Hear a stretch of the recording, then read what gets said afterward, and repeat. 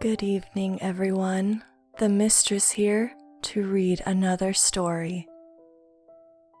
What It Really Means to Be Immortal, written by blaueink. Immortality is real. It comes from the flesh and blood of the living, comes from the degradation of the dead. The mourning will unearth their loved ones and bring them back to life. Many know that to do this means to perform a sacrifice. Few know that it is them that is the sacrifice. I was 20 years old when I died. My death had been slow and painful until the very end. And then there was nothing, no pain, no worries, just an emptiness that lifted me, left me weightless and free. My mother couldn't bear my death, though. I'd been her only daughter out of her children of 3. Then they found a way to bring me back. A little black book. All pages had been left blank, except for the one for resurrection. I'd been dead for months by the time they'd found the book and done all the preparations. I didn't know much about what had gone on before I'd woke once again, but I remember the flickering of candles, remember the veil of smoke that seemed to cloak the room, seemed to seal it away from the world. I remember the sound of bleeding, of hooves clopping nervously at my arrival, then fading away in the distance as I was dragged forward by my own feet. From what I can remember, I know the book had never disclosed the truth, that they would be my sacrifice, and forever I'd walk the earth alone.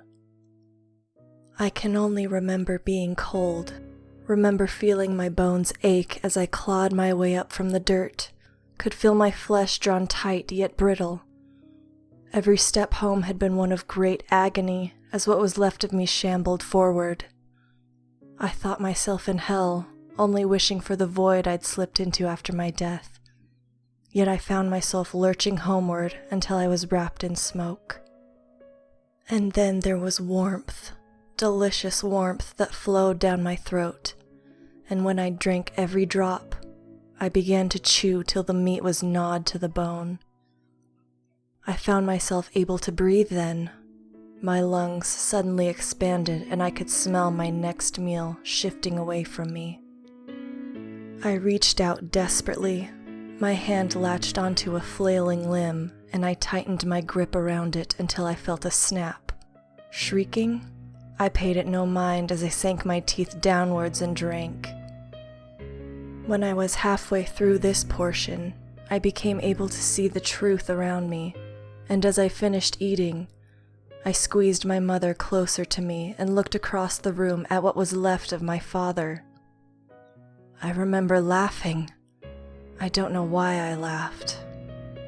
Despite the heaviness in my stomach, I went on to the goat that they had tied up in the corner of the room, their sacrifice, they had thought.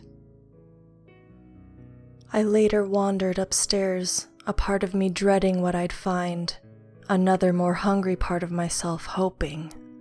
I found my little brother then. He sat hiding under his bed.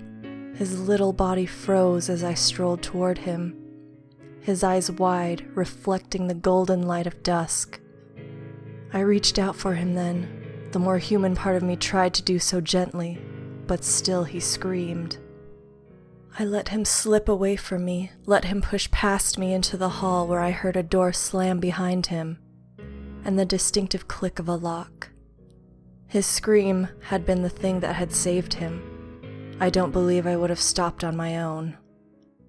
I left then, and only when one of my brothers died did I ever visit again. Once for my eldest brother, and finally for the baby who'd been haunted with visions of his dead sister coming back to life. For decades, I've wandered frozen at 20 years old. Every night I must eat. It does not matter whether I want to or not. The curse of my resurrection will take over and drag me to my next meal, so I've learned to hunt quietly, to conceal the remains. For what has been almost a century, I've numbed myself to killing and learned to carry my sentence of eternity. But I found it, the little black book. There are no replicas, it is the only one, and every page is blank except for the one that you are searching for. I just wonder where I'll go if I were to allow myself to die now. It's been a while since I've been afraid of death.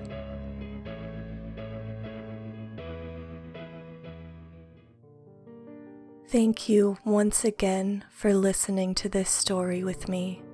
Watch for more narrations, and as always, much love from the Mistress.